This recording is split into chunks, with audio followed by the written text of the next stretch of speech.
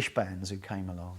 Now, actually, in retrospect, some of them were quite decent, but you couldn't admit that at the time. Different influences were coming in. Reggae was coming in, was being brought in by Jamaica, ska, soul and funk. So originally you had a couple of very well-meaning but slightly dull British bands who tried to emulate the American music that they loved.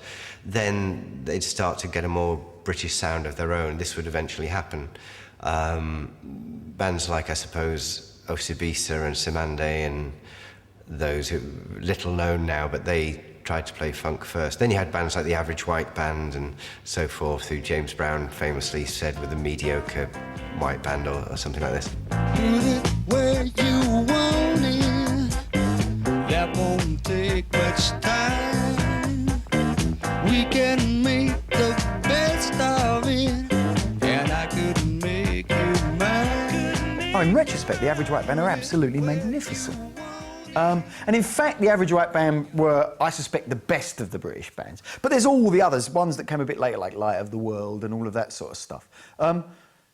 But even the Average White Band knew. They called themselves the Average White Band for a reason. They knew that what they were doing was always somehow going to be secondary to what James Brown was doing, or the Fatbacks were doing, or War, or any of these groups. So they were good, and I think their Average White Band were better than good. But they still weren't right. In the times I was here, I would say I was certainly not aware of any soul music here.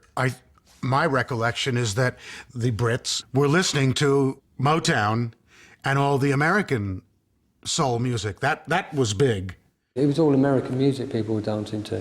You didn't really have UK soul artists, you know, being played within that culture. There wasn't a tradition of forming bands. In rock culture, there's a tradition of forming bands. You hear an artist, you're 13, you go and buy a guitar. In soul music, you go to a club, you hear a record, you go and buy the record. It wasn't part of the culture. It was more to do with other things, dancing, looking good, escaping the 9 to 5 that you were in, through music, but through the experience of music, not making music.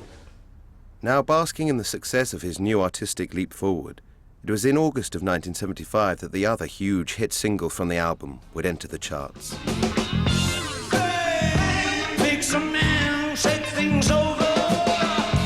Hey, let some loose, some hard to swallow. I was in a club and all of a sudden I heard David Bowie's got, you know, a really heavy funk track. I think the whole production of Fame, the guitar, the whole production value of it is tremendous. The groove just, you know, it's flawless. Still, they're sampling it now, you know, so that's how good it is. I used to go to this club in Bisley, which was an all-nighter. And I remember going there and they played Fame on the hour every hour. And it was a huge record, absolutely huge. Pulling for you, chilling for me, gotta get a rain check on.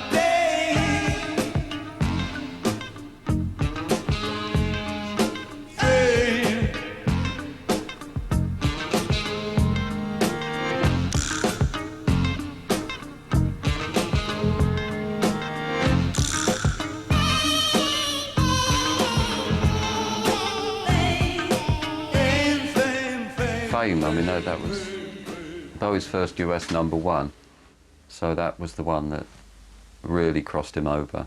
Fame was the big hit. That was really the big AM hit, not Young Americans, that took David to another plateau. The other sort of best-known song on the album, Fame, doesn't stand up quite as well, I don't think. I think it's a fairly simplistic meditation on the subject. It's very hard for an actually famous person to write about fame in any way without starting to sound just a little bit spoilt and full of themselves. And I don't think Bowie avoids that pitfall entirely.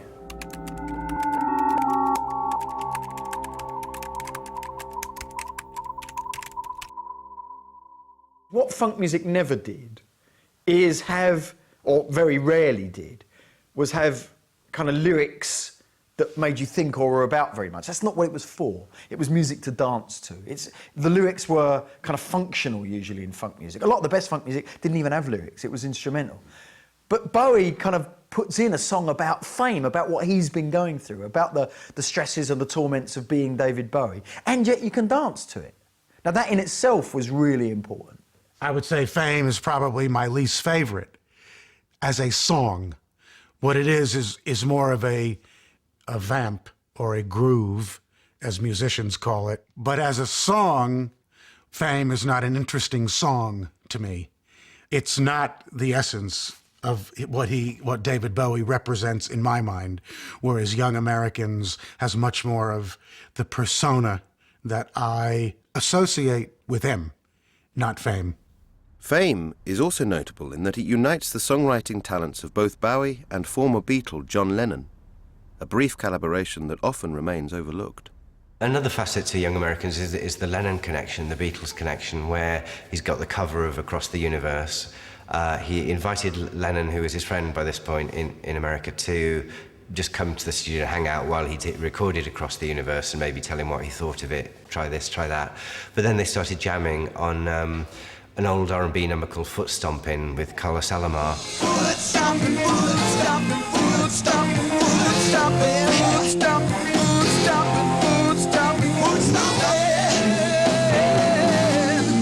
all of the time. And then got quite into this and started throwing in some lyrics, came up with a refrain of Fame, and that day they wrote Fame, and that became another track on the album. I seem to be the guy in New York that all the Englishmen say hi to, you know.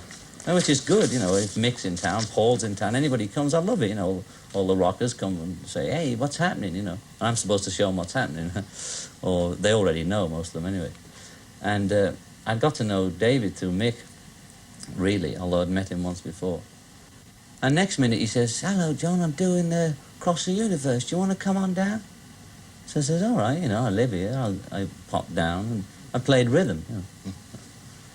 And then he had this lick, you know, we'd finished Across the Universe, and this guitarist had a lick, so we sort of wrote this song, you know, it was no big deal. We just sort of, oh, boom, boom, boom, you know, like that. It wasn't like sitting down to write a song, so we made this lick into a song is what happened.